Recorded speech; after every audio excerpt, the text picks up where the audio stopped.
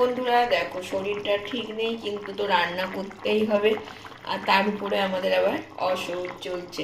দেশের বাড়িতে জেঠিমা শাশুড়ি মারা গেছে।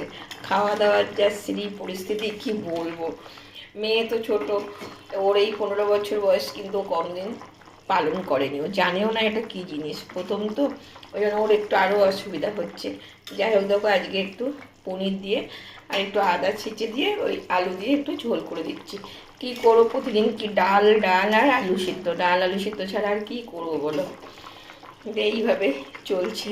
তার মধ্যে শরীরটাও হয়ে গেছে অসুস্থ।